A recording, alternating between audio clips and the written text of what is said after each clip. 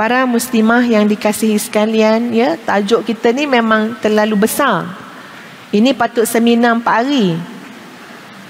Tapi dah jadi ceramah sejam setengah. Muslimat pun saya kesian tengok. Ini rasa payah nak bangun nanti ni. Itu mau orang tu ada pasukan kena tolong angkat, ya. Ramai yang saya rasa dah memang lekat dah ni. Saya faham sangat. Ustaz pun tak boleh duduk macam ni lama-lama. Kebas. Kalau ada yang patut berlunjuk, Ustaz izinlah untuk picit-picit, ya. Orang sebelah tolong-tolonglah sikit. Orang sebelah tu dah ramai yang picit-picit. Ya Allah, ya Allah. Dia tak boleh bangun ni saya rasa. Boleh sikit lagi, ya. Dia kena merangkak dulu ke depan, ke belakang. Itu saya bagi tunjuk ajar cara dia. Ambil side elok-elok sikit, alignment, balancing betul kan, baru boleh tegak, ya. Sahabat-sahabat, para muslimah yang dikasihi sekalian,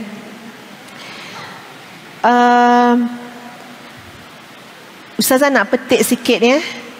Akhir zaman ni, ini disebut dalam hadis Nabi, ya, ada 3 perkara yang susah nak dapat akhir zaman. Pertama, duit yang halal. Duit dan harta yang halal. Susah tau. Sebab tu scammer ramai. Ramai scammer, sebab apa? Memang tak halal rezeki dia tu. Habis semua. Dulu, tuan-puan, rupa-rupanya, okey, ni dengar baik-baik, ya, orang Raup.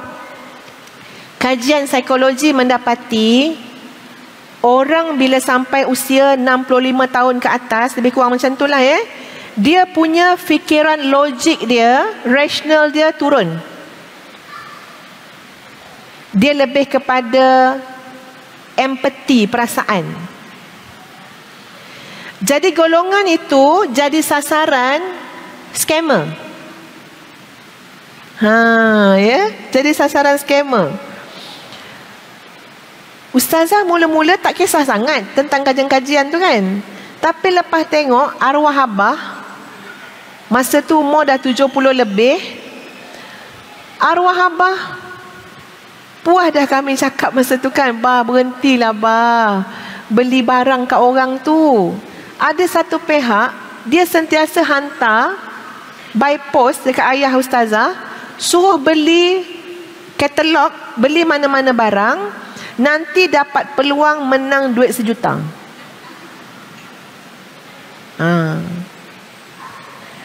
Lepas tu bila ustazah balik kampung, abah cakap, Kak Cik, beli cadar tu. Kak ustazah pula kena beli kat abah. Kenapa bah? Abah kata beli cadar tu. Tu cadar bagus tu Kak Cik beli. Berapa bah harga dia? 220. Terkejut ustazah. Bah cadar tu kat kedai RM45 je. Abah beli sampai 200, sampai 100 lebih. Cadar tu kat kedai RM40 je bah. Alah, yang ni lain, kualiti dia baik. Dia cakap. Ustazah kesian kan nak beli kan. Lepas tu mak pun sampai dah nak marah dah. Mak kata mak nak pergi pejabat pos ni, nak cakap dengan orang pejabat pos tu, jangan kau hantar-hantar lagi surat-surat kat Atuk, kat Haji Musa ni. Apa benda yang dihantar ni? Beribu tuan-puan, duit habis beli barang-barang tu. Sebab ayah ustazah ada niat apa dia? InsyaAllah rezeki Allah tu luas. Rezeki boleh datang tanpa jalan disangka-sangka. Manalah tahu abah dapat 1 juta, abah nak tolong tahfiz tu, masjid dia tu belum siap. Dia bukan nak duit, dia nak tolong tahfiz. Dia nak tolong siapkan tahfiz. Tapi tengok cara berfikir 65 tahun ke atas, 20 tahun ke atas, dia dah dari sudut memikirkan bahawa dia mungkin dimanipulasi oleh orang lain tu dah turun. Jadi tu scammer ramai tu tuan-puan. Syarikat tu, saya tak nak sebut nama syarikat dah, ya. Syarikat tu berdaftar, tapi orientasi yang dia buat itu salah dari segi agama. Salah. Nama ayah ustazah kali datang kat surat tu 3 lagi nama. Nama ayah ustazah yang ketiga untuk pilihan 1 juta. Minggu depan akan ada pilihan 1 juta. Nama Haji Musa tempat ketiga di dunia ini. Mau tak nak ayah ustazah? Sikit dekat cik dah nombor 3 dah abah. Nanti masjid tu akan siap, kita bagi 1 juta. Ya Allah, cukuplah abah. Tak ada orang nak bagi kita 1 juta, bah. Tak ada orang nak. Kalau dia nak, dia ambil duit dia. Orang sekarang lagi lah nak. Ustazah, ada kan orang, adalah, tak nak sebut bangsa mana, datang kat depan rumah ni. Boleh suami Ustaz melayan dia. Dia cakap, tuan, ni kita ni nak bagi tuan duit ni 20,000, 25,000. Tuan, apa ni, lorek je dekat sini, kita nak bagi 25,000. Ustazah kat dapur tu, aduh lah, Ustazah kata. Ustazah pun cakap, bang, ambil kaedah ni je. Tak ada orang nak bagi kita duit. Baik dia ambil duit tu, bagi anak dia, bagi pakcik dia, sepupu dia, pak long lagi ramai. Apa nak bagi kitanya sampai panas-panas datang rumah kita, nak bagi kita 20,000. Fikir logik macam tu je. Yang abang pergi layan, pergi lorek tu, dapat apa benda? Tapi suami saya belum lagi 65, ya. Tapi mungkin dia tak, masa tu sajalah kot nak melayan orang tu.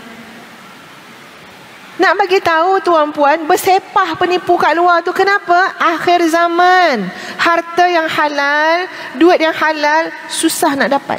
Yang senangnya apa dia? Yang haram. Kita akan nampak ramai orang kaya.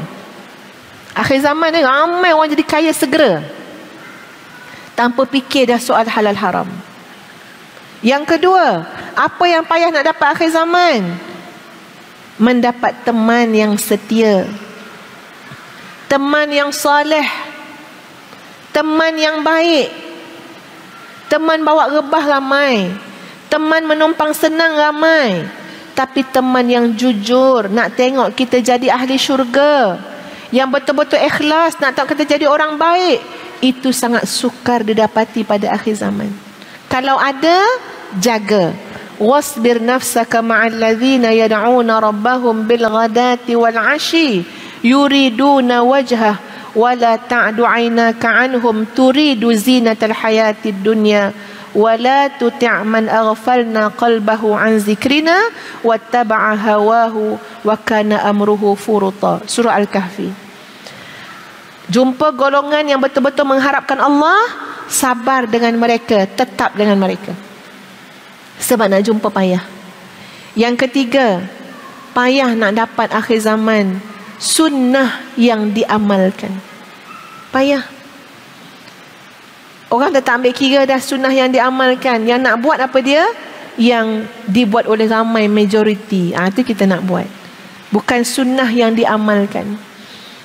Hari ni kita berdepan dengan golongan yang tak nak, ada segelintir yang tak nak belajar dah, tak nak sambung pelajaran tinggi. Kenapa? Susah dapat duit, banyak kena keluar duit, ya. Sedangkan kalau buat konten YouTube, tak kisahlah konten tu konten betul ke konten tak betul, boleh dapat duit. Siapa buat konten yang betul, silakan. Tapi siapa buat yang tak betul, yang salah, itu akan dipertanggungjawabkan oleh Allah Subhanahu wa taala. Ya, orang berusaha kepada harta, kepada dunia, tapi orang tak berusaha untuk mengamalkan sunnah Rasulullah sallallahu alaihi wasallam.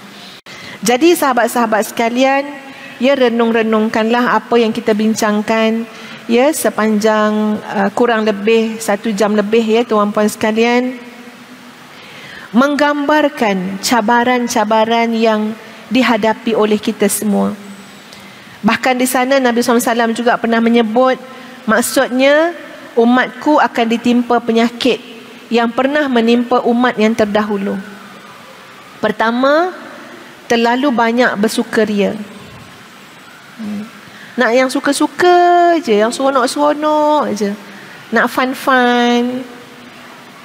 Padahal kalau kita tengok dalam Quran pun ada sebut, maka hendaklah kamu menangis banyak, ketawa sedikit. Nabi pun ada sebut, kalau kamu tahu apa yang aku tahu, nescaya kamu akan banyak menangis, kurang ketawa. Ada kan lagu dulu nasyid, ya, nasyid, tak ingat dah Ustaz, Rabbani ke Nanda Murni ke kan, menangis, suruh menangis. Ingat tak lagu suruh menangis? Ada lagu suruh menangis. Menangislah selalu,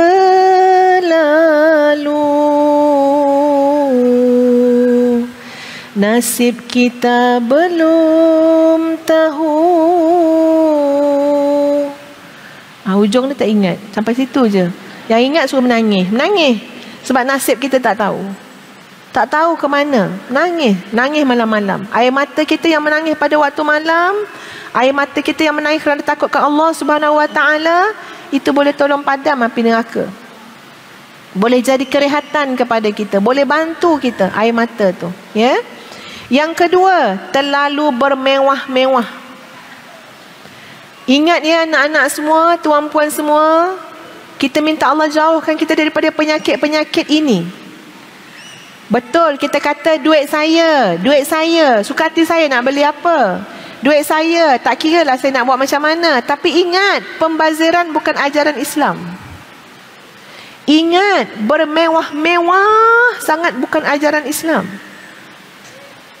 Silap-silap, terlalu bermewah-mewah, terlalu mengikut nafsu, bawa kepada hubbud dunia, cintakan dunia, wa karahiyatul maut, benci kematian. Sebab terlalu mewah. Sedangkan di sana ada ulama berkata, bila datang seorang mengadu kepada dia, hati saya keras, hati saya ni rasa macam apa? Macam tak tenang. Lalu ulama tu kata, tengok 3 perkara. Kalau rasa hati kamu keras, kalau rasa hati kamu tak tenang, tengok 3 perkara. Pertama apa dia? Di mana hubungan kamu dengan mak ayah kamu? Hubungan hati. 1. Yang kedua, di mana orang miskin dan anak yatim dalam hidup kamu? Tengok. Kalau sentiasa bermewah-mewah, bersenang lenang, tapi tak pernah kisah hidup orang miskin, anak yatim, orang-orang susah, hati kita keras.